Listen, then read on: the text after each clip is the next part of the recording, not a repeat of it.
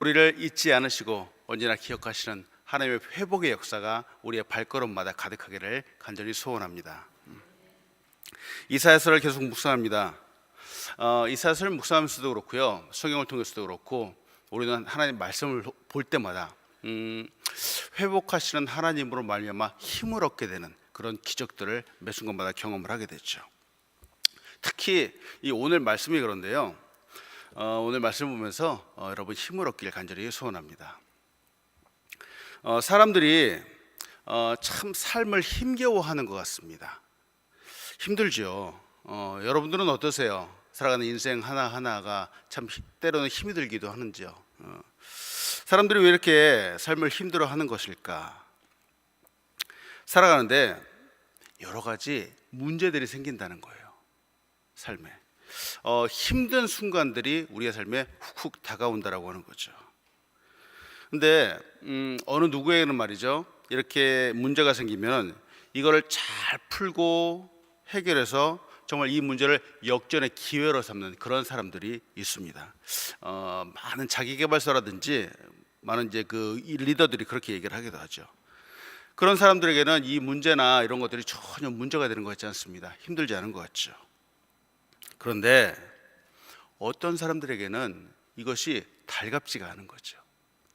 지금도 너무 어렵고 힘들어서 앞이 보이지 않는데, 앞이 깜깜한데 말이죠, 설상가상이라고 또 다른 정말 예상하지 못했던 문제들이 덜컥 눈앞에 펼쳐지는 거죠.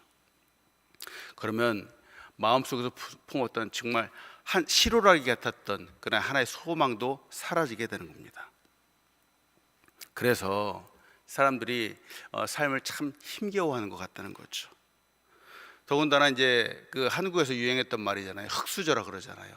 흙수저로 태어난 것도 참 서러운데, 더군다나 그렇게 살아가는 것도 힘겨운데 문제들이 하나둘씩 인생에 펼쳐지는 거죠.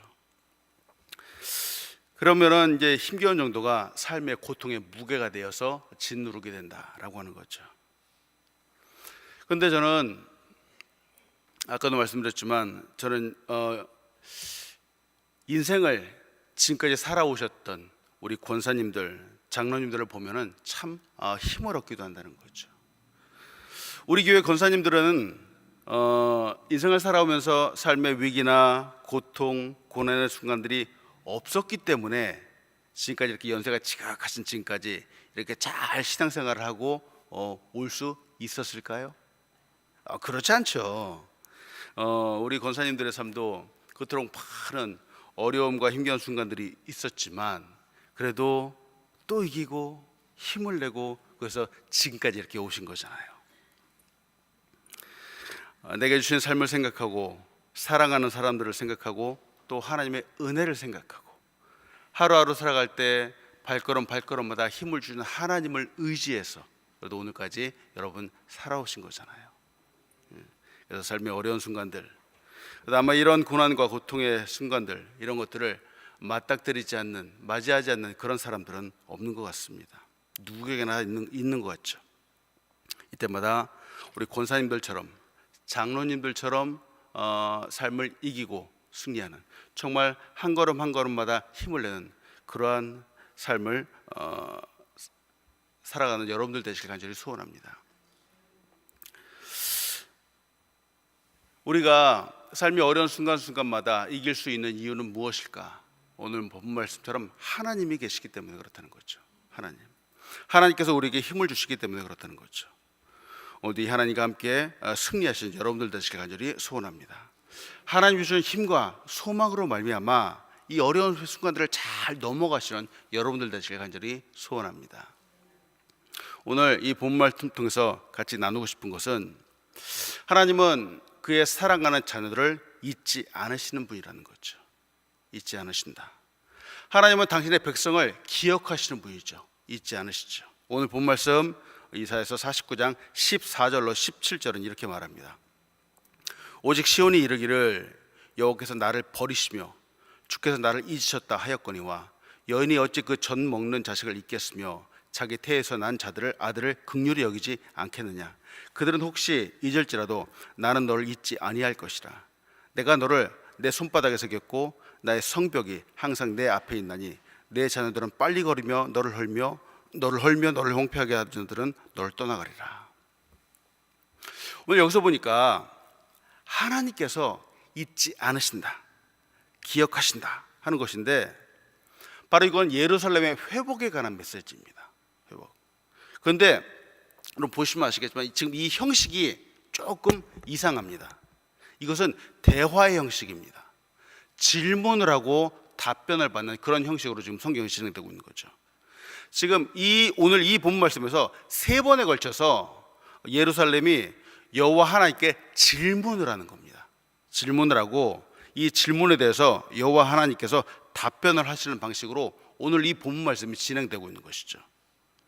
먼저 14절에 시온이 이른다, 시온이 질문을 한다라고 말하는데요. 예루살렘이 지금은 하나님을 향해서 탄식을 하고 있다는 겁니다. 탄식을 하는데 질문이 그렇죠. 그것도 여호와 하나님, 하나님께 나를 버리셨습니다. 주께서 나를 잊으신 것처럼 보입니다. 하나님, 도대체 이게 어떻게 된 것이죠? 하고 지금 하나님께 감히 질문을 하고 있는 겁니다. 이것이 첫 번째 질문이시죠. 그런데 이런 탄식과 때로는 비난과 같은 이 질문인데 하나님께서 여기에 답변을 주고 계시다라고 하는 겁니다. 답변. 15절이 바로 그것이죠. 어머니는 그 자식을 결코 잊지 않는다.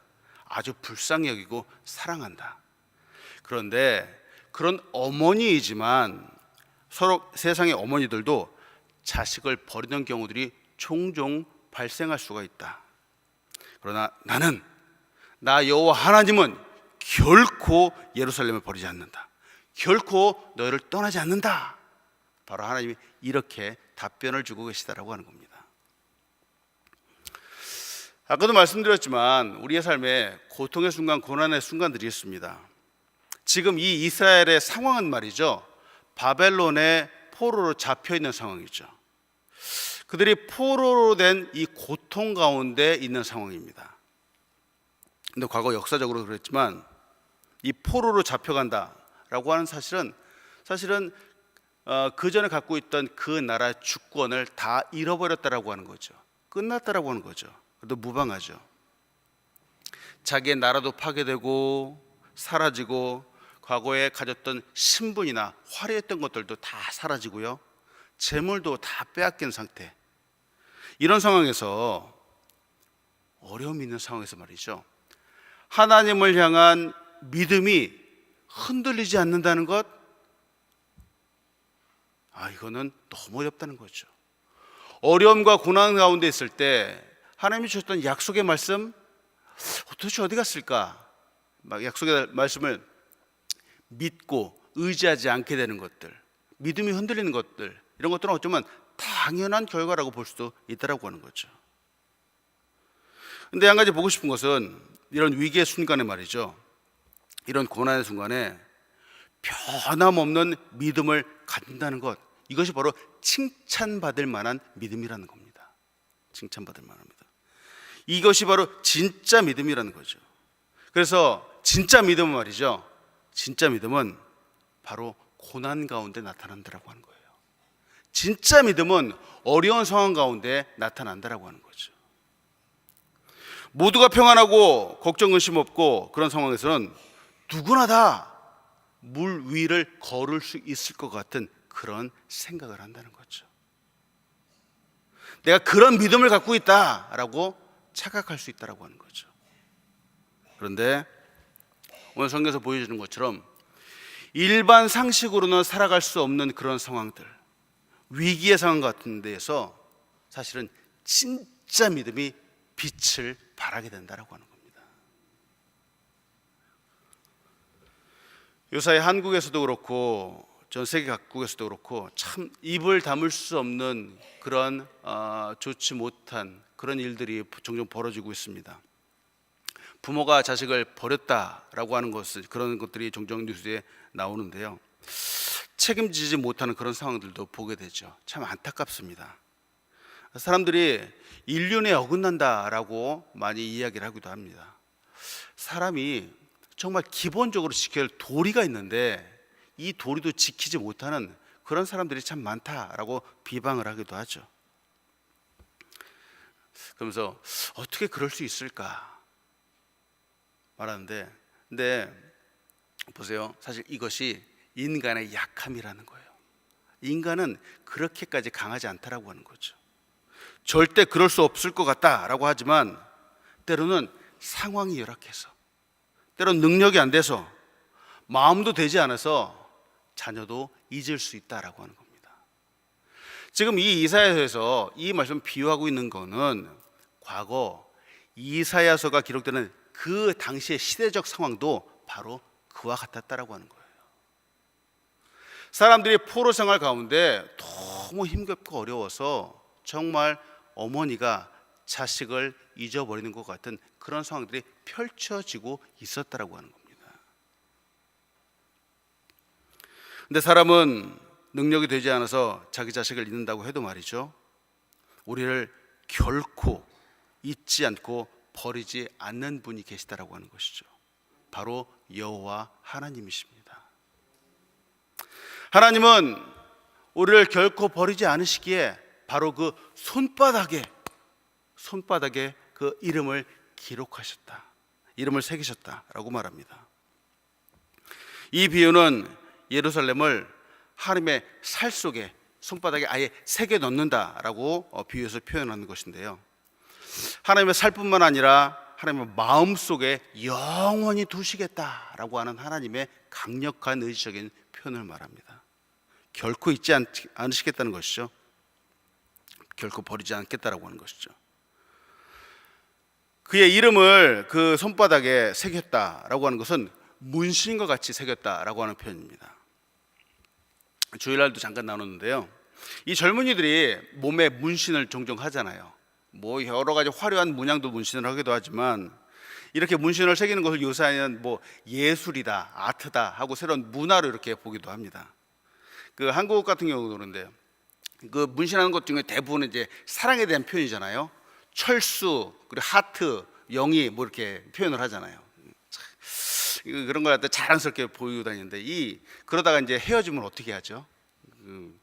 뭐 문신을 또 지우기도 한다라고 하는데, 근데 이 문신 말이죠, 이 문신이 사실은 하나님께서 하나님의 백성에게 금지하신 행위입니다. 문신은 사실은 그리스도인들에게 하나님의 백성에게 좋지 않은 거죠. 여러분 참고적으로 들으세요. 레위기 19장 28절은 문신에 대해서 이렇게 말합니다. 레위기 19장 28절인데요, 죽은 자 때문에 너의 살에 문신을 하지 말며 무늬를 놓지 말라. 나는 여호와니라. 이렇게 말씀하는 거예요. 어떤 이유에선 간에 몸에 무슨 문양을 새겨놓는다든지 문신을 한다, 이거는 하나님께서 그 백성에 금지하신 법이라는 거죠.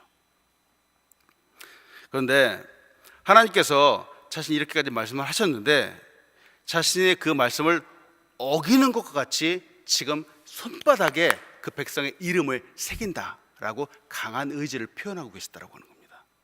그만큼 내가 너를 기억하겠다, 너를 버리지 않겠다라고 하나님이 직접 다짐하시는 강력한 표현을 하고 계시다라고 하는 거죠. 사랑하는 여러분, 우리 하나님이 언제나 항상 우리를 기억하시고 생각하시고 결코 버리지 않으신 분이라는 걸 믿으시기 바랍니다. 그렇죠. 중요한 것은 우리의 믿음이 아까 말 평상시에는 누구나 산을 바다로 옮기는 것 같은 믿음을 갖고 있는 것 같아 보이지만, 그런데 우리에게 고난이 닥치고 또 우리의 계획과 생각대로 일이 진행되지 않고 하나님은 멀리 계신 것 같고 그런 어려움 앞에서 하나님을 향한 이 믿음이 흔들리게 된다라고 하는 겁니다. 하나님은 우리를 향해서 결코 변함이 없는데 우리는 하나님을 향해서 마치 바다의 배와 같이 흔들리게 된다라고 하는 거죠. 지금 이스라엘 민족이 바벨론의 포로 생활 가운데 있습니다. 어려움 가운데 믿음이 흔들리던 가운데 그들은 여호와 하나님을 향해서 감히 질문을 하고 있는 것이죠. 여기서 놀라운 것은 하나님께서 친히 그 인간의 어머니와 자신을 비교해 가시면서 그 질문에 답변을 해주고 계시다라고 하는 겁니다.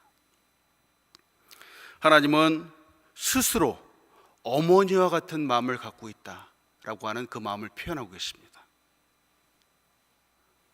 그래서 이 성경의 부분은 하나님의 아버지와 같은 성품도 있지만 때로는 어머니와 같은 모성애와 같은 성품도 하나님을 말씀해 주고 계시죠. 그래서 지금 오늘 이 성경의 이 본문은 말이죠, 성경학자들이 어머니와 같은 모성애의 부분을 나타낼 때 많이 인용하는 부분이기도 합니다. 마치 젖먹이 예루살렘을 보살펴 주는 어머니의 모습과 같다는 것이죠. 사랑하는 여러분, 하나님은 우리의 아버지이시지만 또한 어머니와 같은 분이라는 사실을 믿으시기 바랍니다. 하나님은 어머니처럼 말이죠, 또 때로는 아버지처럼 말이죠, 결코 변함이 없다라고 하는 것이죠. 정말 그 사랑으로 우리를 크게 품어주시는 분이라는 거죠. 문제는 바로 우리한테 있다는 것이죠. 그래서 우리도 그렇잖아요. 기분 좋으면서 정말 그러면서 기도하면서는 하나님을 아버지 하고 찾잖아요.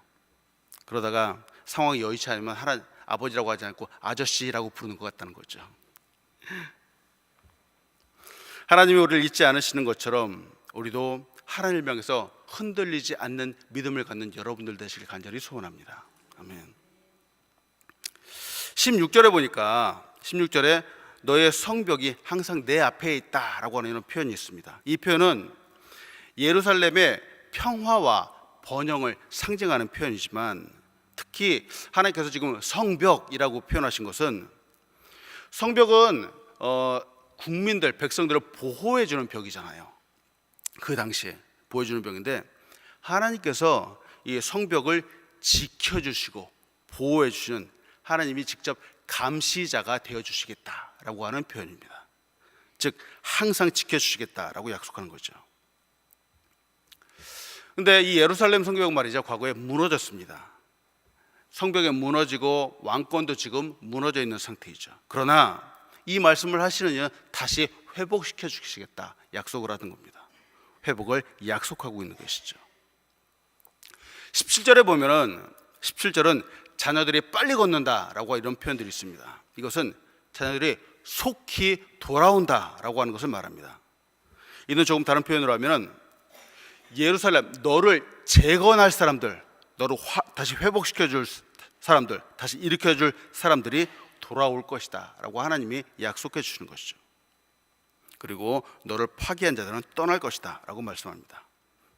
18절은 예루살렘을 마치 곱게 단장한 신부의 모습으로 표현을 하고 있습니다.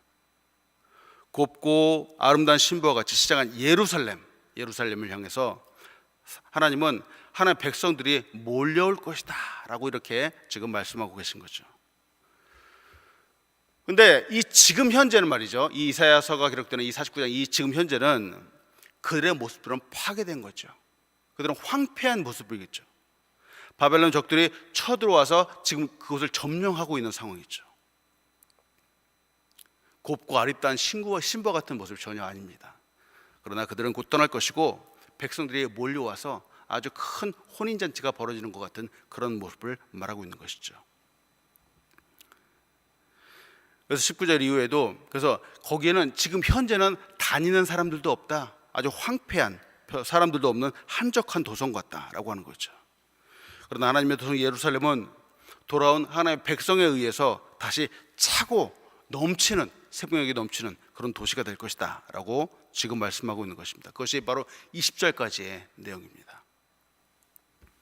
이 20절까지 지나고 나서 이제 저자는 두 번째 질문을 합니다. 두 번째 질문이 바로 21절부터 23절까지의 내용입니다. 21절을 보면 말이죠, 이렇게 질문하는 거죠. 그때에 내가 내 마음에 이르기를 누가 나를 위하여 아들을 낳았는고, 나는 자녀를 잃고 외로워졌으며 사로잡혀 유리하였거늘 이들을 누가 양육하였는고, 나는 홀로 남았거늘 이들은 어디서 생겼는고 하리라. 지금 이 저자가 말이죠, 마음속으로 질문을 하는 거예요. 질문하는데, 여호와 하나님, 저는 아이가 없습니다. 더군다나 포로로 잡혀서 버림도 받은 상태입니다. 그리고 하나님께서 보시지 않습니까? 자녀를 잃어버리기도 했습니다. 지금 너무나도 외로운 상황입니다. 그런데 하나님이 그렇게 많은 사람들이 온다라고 했는데 도대체 이 많은 사람들은 어디에서 난 겁니까? 누가 이 아이들을 교육했습니까? 라고 지금 이렇게 질문을 하고 있는 겁니다. 여기에 대해서 하나님이 여전히 지금 답변을 하고 계시다는 거죠. 22절과 23절에 걸쳐서 말씀을 하고 계시는 거죠. 내가 모든 백성에게 신호를 보내면은 그들이 너의 자녀들을 귀하게 대접하며 그들을 데려올 것이다 라는 거죠. 다시는 너나 너의 자녀들이 수치를 당하지 않을 것이다 라고 지금 하나님께서 말씀하고 계신 거죠. 하나님은 하나님의 사람들로 인해서 하나님이 더 이 예루살렘이 아주 놀랄 만큼 크게 회복될 것이며 다시는 수치를 당하는 일이 없을 것이다 라고 해서 지금 약속을 주고 계시다라고 하는 겁니다. 하나님의 방법은 놀라운 방법이라는 것이죠. 우리의 모든 소망이 끊어진 같은 상황이지만 하나님의 약속하시면 반드시 다시 이루어질 것을 확신하시기 바랍니다. 바로 이것이 하나님의 말씀이죠. 그리고 끝나고 나서 이제 이 저자는 세 번째 질문을 하게 됩니다. 그 내용이 바로 24절부터 26절까지의 내용이죠. 24절부터 26절까지 보면은 이렇게 말합니다. 용사가 빼앗은 것을 어떻게 도로 빼앗으며 승리자에게 사로잡힌 자를 어떻게 건져낼 수 있으랴. 여호와가 이같이 말하노라. 용사의 포로도 빼앗을 것이요 두려운 자의 빼앗은 것도 건져낼 것이니 이는 내가 너를 대적하는 자를 대적하고 내 자녀를 내가 구원할 것임이라.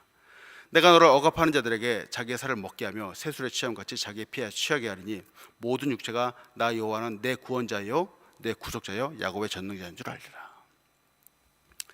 여기서는 누가 지금 다시 또 질문을 한단 말이죠.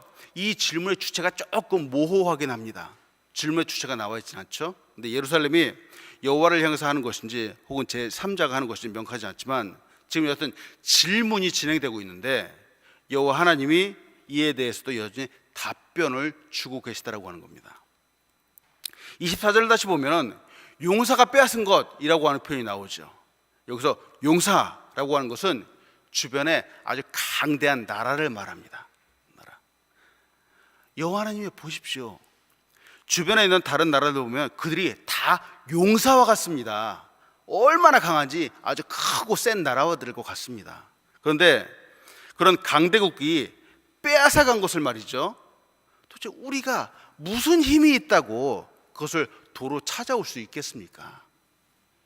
그 승리자들에게 사로잡힌 자를 어떻게 다시 건져내며 포로된 자들을 어떻게 풀 수 있겠습니까?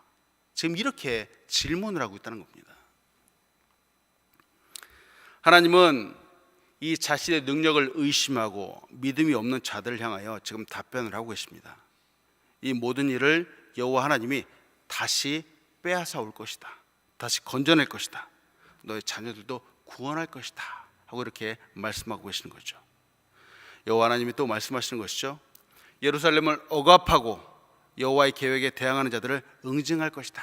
라고 지금 하나님께서 말씀하고 계십니다. 우리 하나님은 우리를 반드시 회복시키시는 분이라는 것 사실을 믿으시기 바랍니다. 여기서 보고 싶은 것은 이사야 선지자를 통해서 하나님 말씀하시는 것은 회복이죠. 회복인데 그 방법이 마치 아버지와 같고 어머니와 같은 사랑이 넘치는 부모와 같이 그 자녀들을 회복시키는 그런 방법들을 보여주고 계시다라고 하는 겁니다. 이사야 전체를 보면 말이죠. 이사야 본문은 이스라엘의 회복과 귀환을 다루고 있습니다. 그 내용을 미리 말씀하는 건데요. 포로 시대인데 회복에 관한 메시지를 전해주고 계신 것이 바로 이스라엘의 특징인데, 그런데 이 포로로 잡혀온 백성들은 지금 오해하고 있는 것이죠. 오늘 질문에서처럼 전능하신 하나님이라고 했는데 하나님이 능력이 없어 우리를 내버려 두신 것이 아닌가, 사랑의 하나님이라고 했는데 사랑이 없어서 우리를 버리신 것이 아닌가, 어떻게 이렇게 생각하는 사람들이 아주 많다라고 하는 거죠. 사람들은 때때로 이 자기의 잘못을 잘 생각하지 못하는 것 같습니다. 자기의 죄악들은 생각하지 못하고 이렇게 말하는 것이죠. 사람들이 그렇잖아요. 한국 속담에도 여러분 그렇죠. 잘 되면 자기 탓이라 그러고 잘 못되면 조상 탓이라 그러잖아요. 잘 되면 자기가 정말 뛰어나서 그렇게 잘하는 줄 알고, 안 되면 하나님 탓을 하는 것도 바로 이스라엘 민족과 같은 그런 사람들이 하는 말입니다. 이런 사람들을 향해서 이사야 선지자는 먼저 포로들이 곡으로 귀환할 것을 선언합니다. 근데 아까도 말씀드렸다시피 여기서 놀라운 것은 이들이 곡으로 귀환하는데 말이죠, 정치적으로 군사적으로 딱딱 이루어지는 것이 아니라는 것이죠. 오늘 이사야서에서 말하고 있는 것이 이 귀환하는 그 방법을 표현하고 있는 것이 바로 이사야서의 특징이죠. 이들이 곡으로 돌아가는데, 이 돌아가는 것은 마치 목자가 양을 인도하듯이 그렇게 하나님이 인도하신다라는 것을 표현하고 있는 것이죠. 여러분 이미도 묵상하셨지만 이사야서 41장에는 하나님이 이렇게 표현을 하죠. 나는 너의 하나님이 될 것이다. 너를 도와줄 것이다. 나의 의로운 오른손으로 너를 꼭 붙잡아 줄 것이다. 이렇게 말씀하시고요. 또 43장에서는 너는 내 것이다. 내가 물 가운데로 지날 때, 불 가운데로 지날 때 내가 너를 함께 할 것이다. 너를 도와줄 것이다. 이렇게 말씀하시고요. 또 45장에서는 여호와의 기름 부음 받은 왕 고레스를 세울 것이다. 그리고 이후로 바벨론을 심판할 것이다. 다시 세일을 약속하겠다라고 하나님이 무수하게 약속을 주시면서 이 회복을 이 백성들에게 말씀하고 계신 거예요. 그리고 그 방법들을 알려주시는데, 여호와 하나님이 그들을 인도하는 방법이 정말 양을 몰아가는 목자와 같은 그런 방법으로 이 백성들을 이끌어 가신다라고 하는 거죠.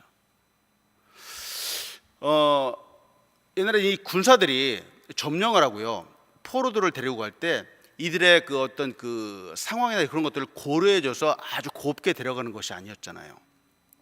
막 억압을 하고 때로는 폭력을 쓰기도 하고 때리기도 하고 명령을 하고 그런 방법으로 포로들을 데리고 갔는데, 이 자유의지가 없는 그런 신분이었죠. 그런데 이스라엘 백성이 다시 포로된 상태에서 다시 돌아갈 때, 회복될 때는 말이죠, 하나님께서 사막에 길을 내시고 험한 길을 가지 않게, 피곤하지 않게 하시겠다라고 하는 게 지금 약속을 주고 계신 겁니다. 그리고 다시 푸른 초장으로 인도하시고 쉬게 하시고 배가 고프지도 않게 하시겠다라고 하나님께서 이끌어 가신다는 거죠. 목마른 자에게 물을 주고 시내를 내시고 정말 목마르지 않게 하신다. 그리고 물도 줘서 더 뛰어나게 하신다라고 하나님께서 약속하고 계신다는 거죠. 더군다나 오늘 말씀처럼 낳지 않았던 자손들, 백성들이 모이게 하실 것이다 라고 약속하고 계십니다. 여기서 이사야 선지자가 강조하고 있는 것은, 여호와 하나님은 이스라엘 그들의 잘못을 인하여 잠시 이 백성을 징계하고 흩으셨지만, 그러나 다시 사랑하셔서 회복시키시고 인도하시고 선한 목자같이 이들을 다시 이끌어 드시는 하나님이시다라는 부분을 말하고 있는 것이죠. 하나님의 인도하심을 따라가는 것이 축복이라는 것입니다. 선한 목자같이 오늘도 이끌어 주시는 하나님을 믿고 의지해서 따라가시는 여러분들 되시길 간절히 소원합니다. 말씀을 마치면서 같이 나누고 싶은 것은, 보세요, 하나님은 그의 사랑하는 자녀를 잊지 않으시는 분인데, 그렇기 때문에 약속하신 것을 반드시 이루시는 분이라는 것이죠. 하나님은 약속하시고 말씀하신 것을 반드시 이루시는 분이라는 사실을 믿으시기 바랍니다. 오늘 본문에서 이사야 선지자는 전능하신 하나님의 회복의 말씀을 하고 있습니다. 사람들은 아까도 말씀드렸다시피 현재 자신의 모습을 보면서 말이죠, 현재 고난과 고통 가운데 있는 자신의 모습을 보면서 하나님의 말씀을 의심하게 된다는 거죠. 하나님의 약속이 저 멀리 있는 것 같이 그 믿음이 뚝 떨어져 있다라고 하는 것이죠. 사람들이 하나님의 다스리심을 직접 경험하지 못하고 이 바벨론에서 예루살렘으로 가게 될지 이것도 불분명하고, 더군다나 회파된 예루살렘을 복원한다, 회복한다라고 하는 것도 정말 먼 나라 이야기 같고 말이죠. 이것은 하나님이 나를 잊으신 것이 분명하다라고 해서 의심이 가득하다라는 거죠. 이때 바로 오늘 본문처럼 세 가지의 질문이 던져진다라고 하는 거죠. 의심 가운데 하나님께 질문을 한다는 거죠. 하나님, 나를 버리셨습니까? 하나님 도대체 어떻게 된 것입니까? 예루살렘을 회복한다라고 하는데 이 많은 사람들은 도대체 어디서 온 것입니까? 그리고 용사, 그렇게 힘센 강대국들이 빼앗은 것들을 어떻게 도로 찾을 수 있습니까? 이렇게 질문을 하게 된다는 거죠. 이에 대해 여호와 하나님은 처음부터 하셨던 그 말씀, 그 약속의 말씀을 다시 회복시켜서 말씀하고 계시다는 거죠. 회복시켜 주시는 것이죠. 예루살렘은 백성들의 말로, 생각대로 말이죠, 사람의 생각대로 정말 회복이 불가능한 상황일지 모르겠습니다. 너무 힘든 상황이죠. 그러나 하나님의 능력이라면 훨씬 더 큰 도성으로 회복될 수 있다라고 하나님께서 약속하고 계시다는 거죠. 우리는 역사적으로도 이스라엘 민족이 정말 상상을 뛰어넘는 기적과 같이 그 나라와 주권을 회복해서 오늘도 이스라엘이라고 하는 나라를 이루고 사는 것을 눈으로 목격하고 보고 있습니다. 이들이 어떻게 이렇게 할 수 있었을까? 정말 그 옛날부터 있었던 하나님의 말씀이 있었기 때문에 그렇다는 거죠. 근데 오늘 이 말씀이 오늘날 살아가는 우리 그리스도인들에게도 함께 있다는 사실을 믿으시기 바랍니다. 하나님의 약속의 말씀이죠. 이 약속의 말씀, 이거는 이 모든 어려움과 역경을 뛰어넘고 결코 흔들리지 않는 하나님의 약속이라는 것이죠. 이 말씀 오늘 끝까지 붙잡으시기 바랍니다. 이스라엘 민족뿐만 아니라 그리스도인들, 하나님의 말씀을 믿고 살아가는 이 세상의 수많은 그리스도인들, 한국뿐만 아니라 이 미국도 그렇고 온 세계 그리스도인들 말이죠, 이 약속의 말씀을 믿고 의지해서 더군다나 이 말씀을 주장함으로 말이죠, 이들의 어려운 상황들을 정말 이기고 승리한 사람들이 얼마나 많은지 모르겠습니다. 우리는 매 순간마다 보게 되죠. 여러분, 삶이 어려울지도 모르겠습니다. 여러분의 삶에 어떤 고난이 있는지 저는 모르겠습니다. 그런데 보세요, 이스라엘 민족들이 포로로 있었지만 그래도 결국은 하나님의 말씀처럼 회복되어서 다시 돌아갔던 것처럼 우리의 삶에 어려운 순간들이 있을지라도 이 하나님의 말씀을 끝까지 의지해서 믿어서 여러분 승리하시기 바랍니다. 하나님의 말씀을 우리의 마음판에 새기기 바랍니다. 하나님의 약속된 말씀 한 말씀만 드리고 말씀 마치고자 합니다. 민수기 23장 19절입니다. 여러분 잘 알고 있는 말씀일 거예요. 하나님은 사람이 아니시니 거짓말을 하지 않으시고 인생이 아니시니 후회가 없으시도다. 어찌 그 말씀하신 바를 행하지 않으시며 하신 말씀을 실행하지 않으시랴. 하나님께서 우리 모두에게 주신 약속의 말씀이라는 거죠. 때로는 포로와 같이 소망도 없고 내일이 보이지 않을지도 모르지만 하나님의 말씀, 그 약속엔 반드시 이루어진다라고 하는 꿈을 꾸시기 바랍니다. 하나님의 약속하신 것을 능히 이루실 능력의 하나님이시기 때문입니다. 오늘도 승리하시는 여러분들 되시길 간절히 축복합니다.